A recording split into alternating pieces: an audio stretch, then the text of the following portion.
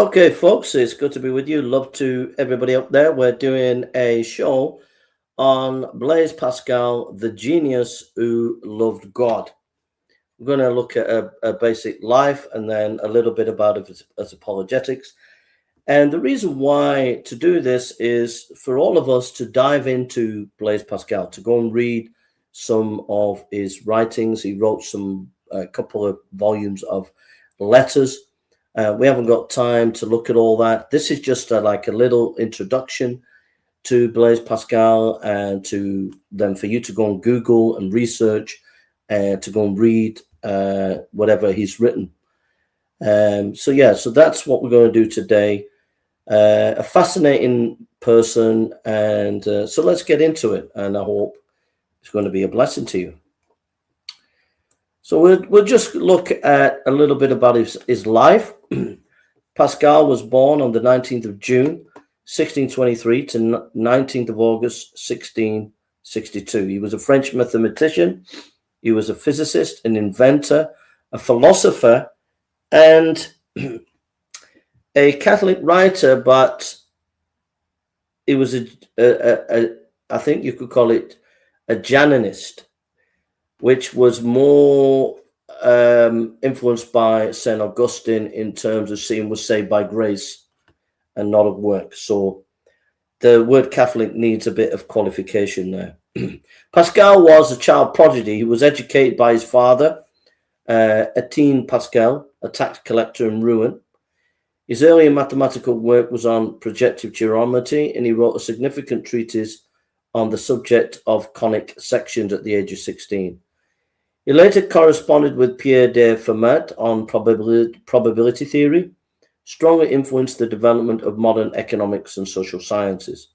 In 1642, he started some pioneering work on calculator machines and later established him as one of the two inventors of the mechanical calculator. This man was a prodigy. He was a genius. Like his contemporary René Descartes, Pascal was also a pioneer in natural applied sciences. Pascal wrote in defense of the scientific method and produced several controversial results. He made important contributions to the study of fluids, the concepts of pressure and vacuum by generalizing the work of Evangelista Torricelli. In 1646, he and his sister Jacqueline identified with the religious movement within Catholicism known as Jansenism, which was seen as a heretical group. Following a religious experience in 1654, he began writing influential works on philosophy and theology. His most famous work date from his period, the Letters Provinciales and Pensies, the former set in the conflict between the Jansenists and the Jesuits. The later contains Pascal's wager, known in the original discourse on the machine. So Pascal was quite an amazing guy. So a little bit more about his life. Pascal was born in Clermont, which is in France, Avignon region, by the Massif Central. He lost his mother Antoine Bigon at the age of 3, and his father, Etienne Pascal, also an amateur mathematician, was a local judge and a member of the noblesse robe. And because he was born in this family, his father was able to save money, save bonds, and able to make sure that his son and his two sisters had a comfortable lifestyle. In 1631, 5 years after the death of his wife, Etienne Pascal moved with his children to Paris. The newly arrived family soon hired Louis Default, a maid who eventually became a key member of the family. Etienne, who never remarried, decided that he alone would educate his children.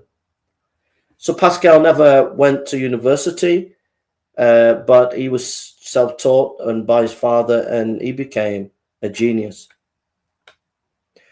Particularly of interest to Pascal was the work of Dioscorides on conic sections following Desargues' thinking, the 16-year-old Pascal produced a means of proof, a short treatise on what is called the mystic hexagram. It's all too deep for me. Anyhow, he was just a genius.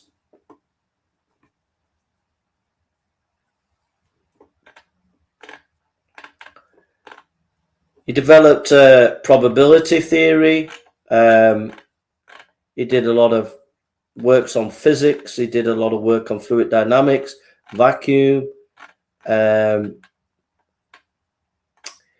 So the guy was so multifaceted, working on physics stuff, philosophical stuff, lots of other scientific stuff. The guy was a polymath. In the winter of 1646, Pascal, 50-year-old father, broke his hip when he slipped and fell on an icy street of ruin. Given the man's age, the state of medicine in the 17th century, a broken hip could be a very serious condition. So anyhow, these Jainism people came to help fix his hip. Sorry, I got a itchy nose.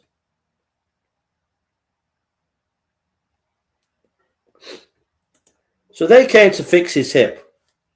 And they witnessed to Pascal, and Pascal kind of took on this theology, and it was a theology from St. Augustine. It was looking at St. Augustine's theology and saying Augustine taught was saved by grace and man is depraved. And Pascal took on this theology.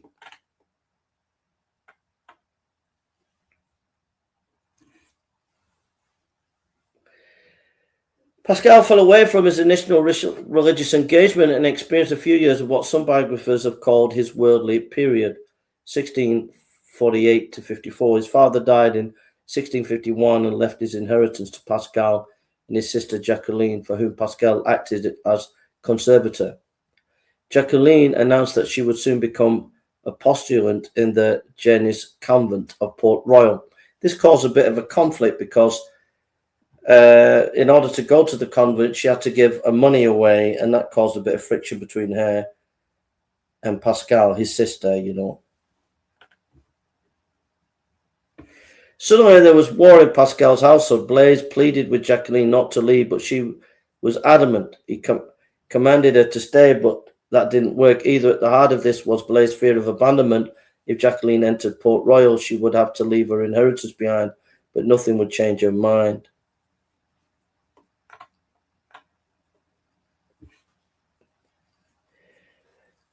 On 23rd of November 1654, between 10:30 to 12:30 at night, you could call it the Night of Fire, Pascal had an intense religious experience. Now, we wouldn't have known about this religious experience. We wouldn't have known, thanks, Han, we wouldn't have known about Pascal's experience. We wouldn't have known about the Night of Fire when he had this amazing experience of God. We would not have known if it weren't after his death. As they were about to bury him, one of the maids was looking in his coat, and they noticed that there was some papers sewn in his coat. She pulled it out, and there was two pieces of paper, one a note where it was ragged and one written nicely, and they were all the same. And it was Pascal's testimony that it said this: for God, for fire, God of Abraham, God of Isaac, God of Jacob, not of the philosophers and the scholars. And he quoted Psalm 119:16, I will not forget thy word, amen. And so it's only because we found these papers in his coat pocket that we know about the Night of Fire, the night that God came down and met with Pascal.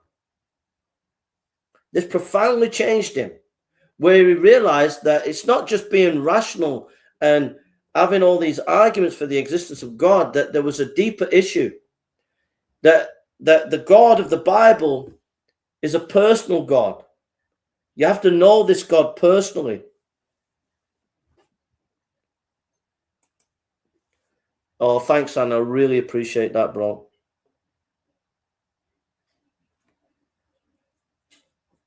Thanks, brother. I appreciate that. So the night of fire, he met God in a personal way. And this profoundly changed his thinking. So Pascal wrote the provincial letters. He wrote an attack on a number of ethical methods used by Catholic thinkers in the early modern period, especially the Jesuits. Pascal denounced casuistry as a mere use of complex reason to justify moral laxity and all sorts of sins.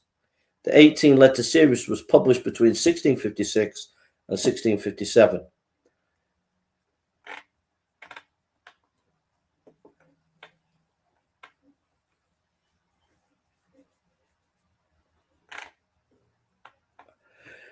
The Pensees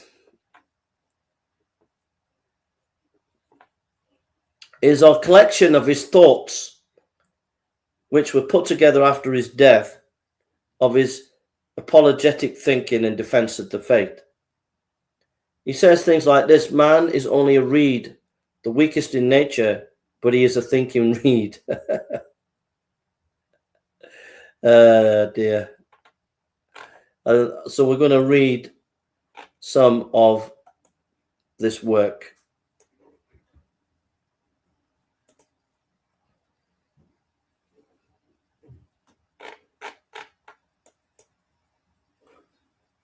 We're going to read some of the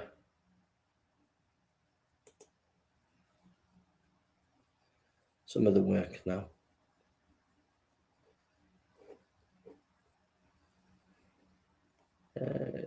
So that's what we're going to do.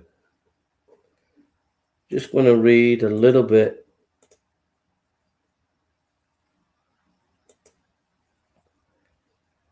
Just a little bit of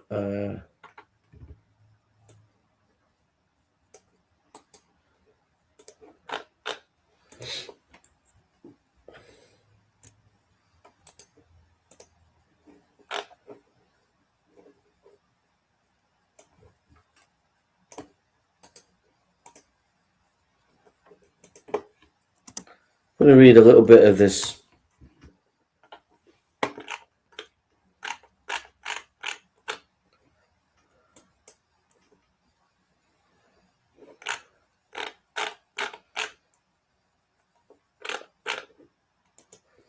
So you can get this on Google Archive, and we're just going to read a little bit of. So this is Pascal on. Well, you could see the text, yeah. So you can get this on Google Archive. So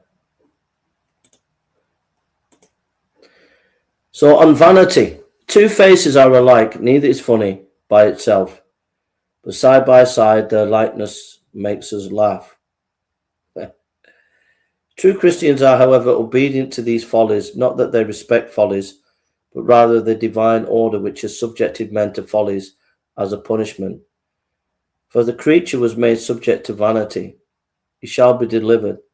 So Thomas explains the passage St. James about the rich being preferred by saying that if men do not do so in the sight of God, they are transgressing the order of their religion. You got to understand, these are just little thoughts. They're not been edited, or they're just little thoughts that he wrote down. Vanity, that something so obvious as the vanity of the world be so little recognized that people find it odd and surprising it to be told that it's foolish to seek greatness. That is most remarkable.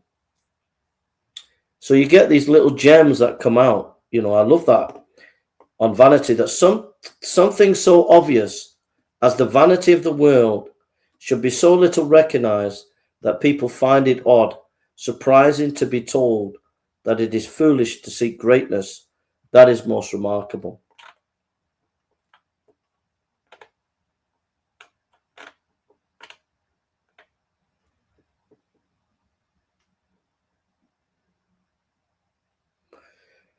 He says, flies are so mighty that they win battles, paralyze our minds, and eat up our bodies. That's putting us in context in it, really. Vanity, knowledge of physical science will not console me for ignorance of morality in times of affliction, but knowledge of morality will always console me for ignorance of physical science. Very profound. The fact that kings are habitually seen in the company of guards, drums, and officers, and all the things which prompt automatic response of respect and fear, as the result that when they are sometimes alone and unaccompanied, their features are enough to strike respect and fear in their subjects, because we make no mental distinction between their person and the retinue with which they are normally seen to be associated. And the world, which does not know that this is the effect of habit, believes it to derive from some natural force, and such sayings as the character of divinity is stamped on his creatures. So let's see what else we can get.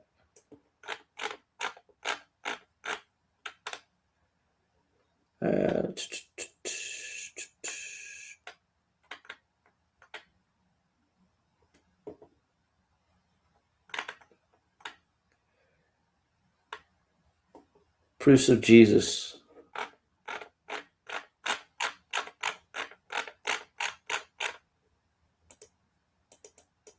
It's not coming on, so it's like only letting you have a certain amount of. Oh, here it is.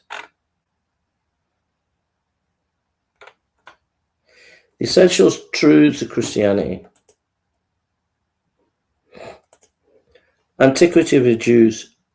What a difference there is between one book and another. I'm not surprised that the Greeks composed the Iliad, nor the Egyptians and Chinese their histories. You only have to see how that came about. These historians of fable were not contemporary with the things they wrote about. Homer composed a tale, offered and accepted as such, for no one ever doubted that Troy and Agamemnon had ever really existed, any more than the golden apple. He never meant to write history about it, but only a diversion. He is the only writer of his time. The beauty of the work makes it survive. Everyone learns it and talks about it. It's something that has to be known to everyone knows it off by heart. For hundreds of years later, the witness of these things are no longer alive. No one knows longer from his own knowledge whether the work is fable or history. It has simply been learned from earlier generations, and it may pass for truth. Any history that is not contemporary is suspect. The Sibylline books and those of the Trismegistus and many others which have enjoyed credit in the world are false and have been found to be false. This is not the case with contemporary authors.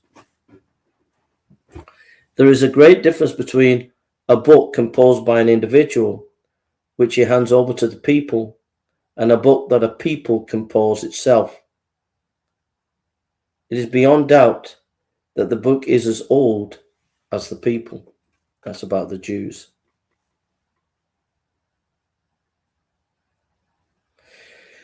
That if God's mercy is so great that he gives us salutary instruction even when he hides himself, what enlightenment ought we not to expect when he reveals himself?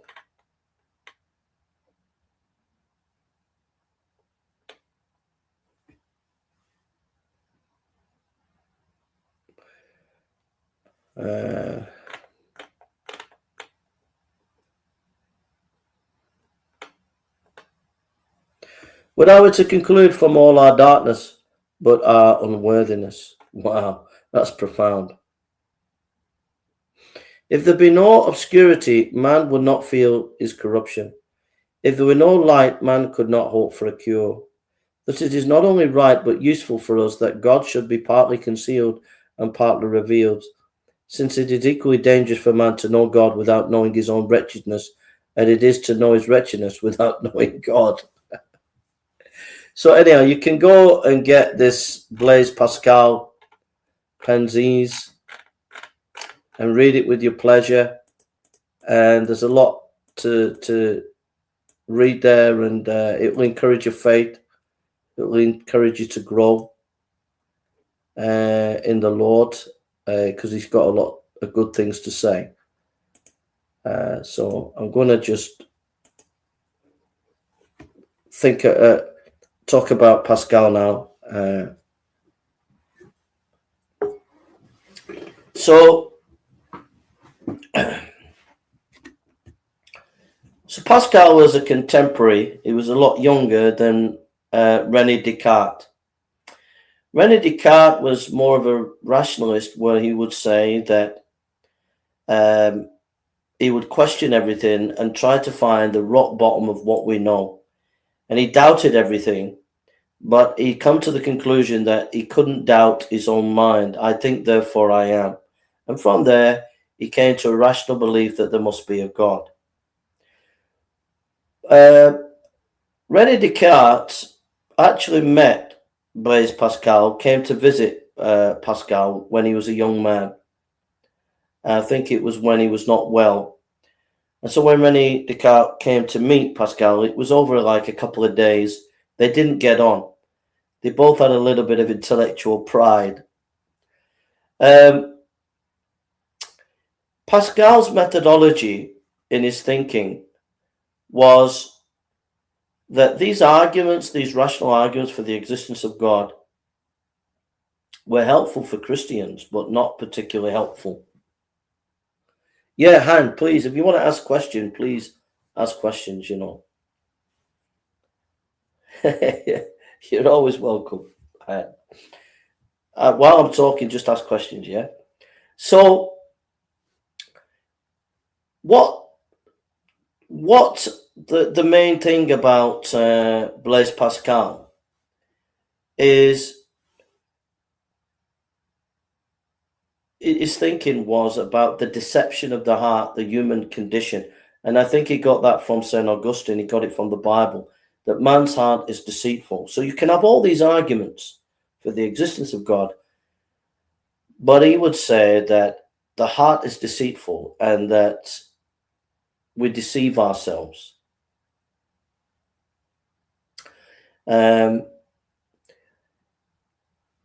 That we don't just know things intellectually, but we also know things intuitively. For example, like time, space, things like that, numbers. These are, he would say, intuitive things. So that is something much deeper, he would say, than, say, rationalism.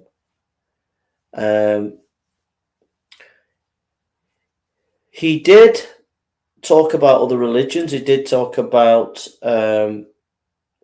Islam. He did talk about Judaism. But in his apologetic, he's different from René Descartes, because in his apologetic, Christ is major. So he'll talk about Christ and about how Christ is central to his thinking about how to defend the faith. You can't have a defense of the faith unless you're willing to talk about Jesus Christ. And if I remember rightly, he does talk about how prophecy confirms Jesus Christ, etc. So I think, so I'll just see, just noticing that the past day,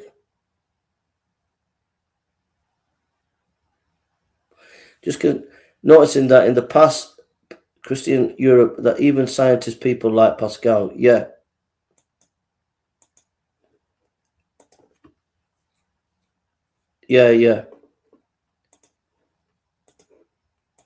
But I think the difference between Newton and Pascal and Descartes, for Newton, I think, started off as a Trinitarian, and I think he was slowly beginning to move to a kind of a Unitarian view. He wrote a book, and I think it was published sometime after his death. He didn't want to publish it in his time. I might be not correct there. Yeah.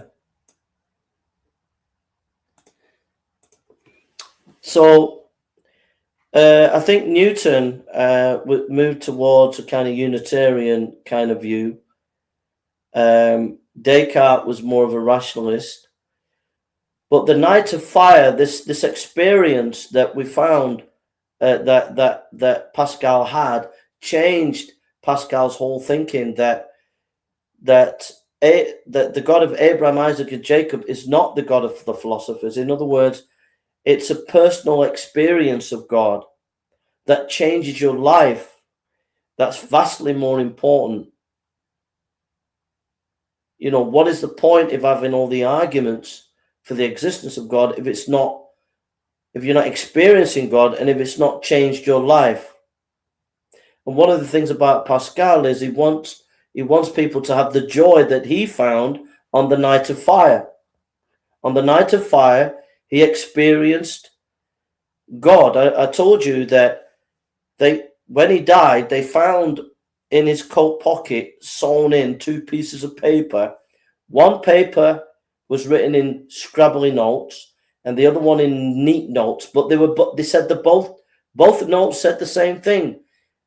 And it tells of his testimony how on that night, from about 10:30 to 12:30, he had this amazing experience of God that he never ever forgot.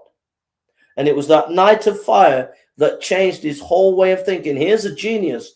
He's a mathematical genius, a scientific genius, a philosophical genius. But this night of fire completely changed him.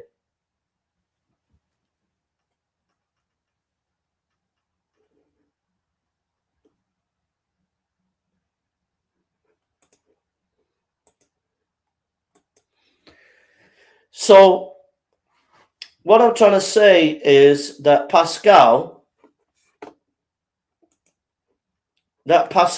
methodology or apologetics was much more nuanced and deeper than, say, René Descartes. René Descartes was trying to be rational and say, I'm going to doubt everything and see where it gets me. And he doubted everything. He came to the conclusion that I think, therefore I am, which actually St. Augustine said, by the way. It's an exact quote from St. Augustine, by the way.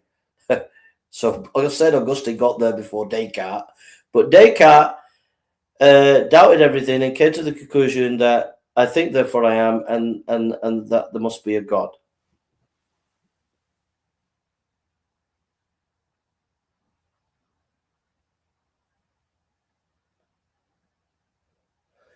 Well, we'll get to that in a minute, Han. We'll get to that in a minute. So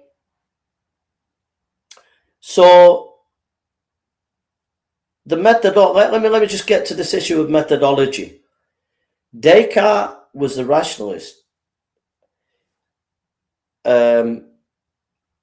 Pascal was saying that rational arguments, there are intuitions that go deeper than rational argument. Recent studies in neuroscience have shown that the right brain and the left brain is more rational, the left brain is more intuitive, and they both work together. But Pascal was saying that the human condition is there are intuitions that go deeper than the rational, and also there is the issue of deception, that we can fool ourselves. Pascal's wager was only a little note. He didn't develop it, but Pascal's wager is basically saying that because he worked on probability, he developed this issue of probability, and he used it in this Pascal wager. And basically, he's saying that if you decide to follow Christianity, you inherit amazing blessing. If you're wrong, you've lost nothing. If you decide not to believe in Christianity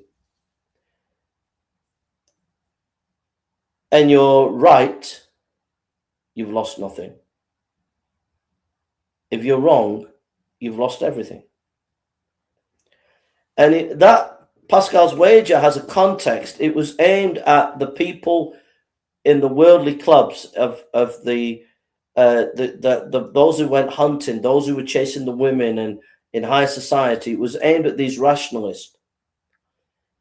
wasn't there to deal with other religions. It was a Pascal's wager to deal with the rationalist.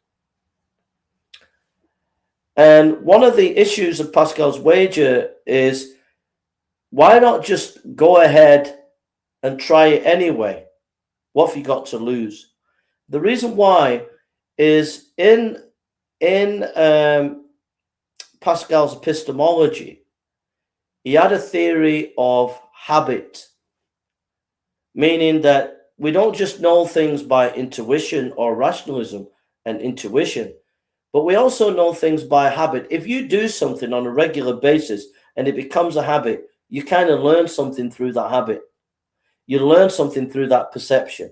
And he was saying, if you go to church and you just try it, that habit will then begin to form and you'll learn something within it. So in Pascal's wager, it was aimed specifically at the rationalists like Descartes, and also these clever intellectual rationalists who were having high society, having parties, going drinking, having women, and going hunting.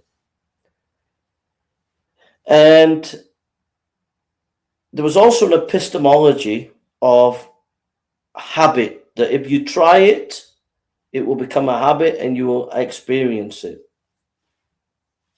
So that's the context of Pascal's wager, which he was famous for. Pascal, in his thinking, was before Van Til. Cornelius Van Til talked about presuppositions and things like that in his apologetics. Pascal was hundreds of years before Van Til and got there before Van Til. Pascal was saying the epistemology, the theory of knowledge, is much more deeper than rationalism. And he already kind of mapped out what was going to happen throughout the history of thought for the next few hundred years. He'd already worked it out, that postmodernism was coming down the road. This is Pascal. So his understanding of knowledge is based on the deception of the human nature, the lack of honesty in human nature, and it's a very profound understanding of human nature and the way the mind works. I would encourage you to read Pascal's letters. There'll be some nuggets in there that will make you think. It should encourage you to see a man who loved God,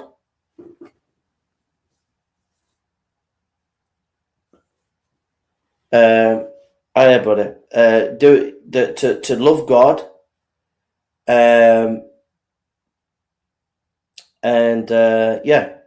just encourage you to do that. I'm going to give a lecture in a minute for Malawi pastors, so I'm going to give that lecture in a minute. And so I'll say, God bless you, brother. Han, God bless you. So this little video is just to encourage you to go and read Pascal's letters. And it will encourage you as a Christian.